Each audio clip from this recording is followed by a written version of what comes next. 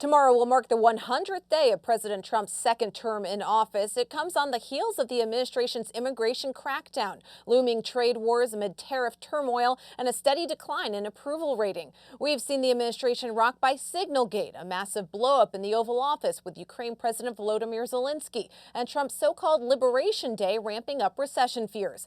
Despite the controversies and dozens of lawsuits surrounding executive orders, the Trump administration has continued to tout their successes during the first 100 days, and boasting Trump's tariffs will make America's economy stronger than ever. Democrats on the other side hope to highlight what they call Trump's failed policies to build momentum into the 2026 midterms. And on Wednesday, former Vice President Kamala Harris will make her first public remarks since leaving office in January. Joining me now is the Hill's White House correspondent, Alex Gangitano. Alex, Kamala Harris will address the Emerge Gala this week. Tell us what we can expect to hear from the former presidential candidate. That's right. So that gala focuses on Democratic women wanting to run for office, and she has a lot of history with that group. This will be her first speech, major speech, since she left office as vice president back in late January when the Trump administration took over. And a lot of this speech is going to be focused on critiquing the president. I've heard from sources familiar with what she's planning on saying, that she's going to be talking about the economy. She's going to talk about his overhaul of the federal government and other areas that she wants to call out. And she wants to talk to the American public about ways that they can be, courageous, according to sources familiar, in pushing back on what this administration's doing. So it sounds like it will be a pretty direct rebuke on the person who beat her just in November and took over at the White House months after. In an interview with The Atlantic, President Trump spoke on Defense Secretary Pete Hegseth and the mounting scrutiny of his leadership. Does it seem like Hegseth still has the support of the president?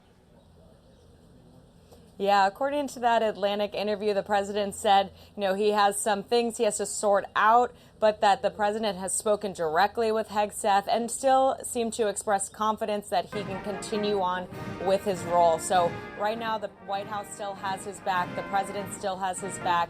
The Signal scandal with him adding his family members to a chat is the second in terms of his usage of Signal, if that raises red flags over if he should be sharing information on this platform. So the White House isn't happy with having to defend Hegseth time and time again, but the White House so far still has his back, and the president said that he thinks he's going to be able to get it together in that Atlantic interview.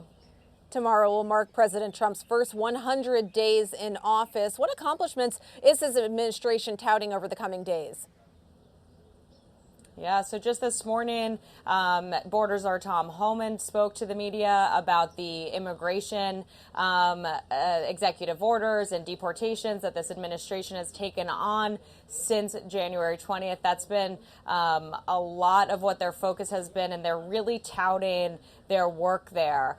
We also heard from the White House that there's been over 140 executive actions out of this president. So a lot of unilateral work from things from immigration to overhauls of the federal government to social issues like declaring just two genders in the U.S. So that's been a lot of what we've seen, a lot of what they're going to be celebrating.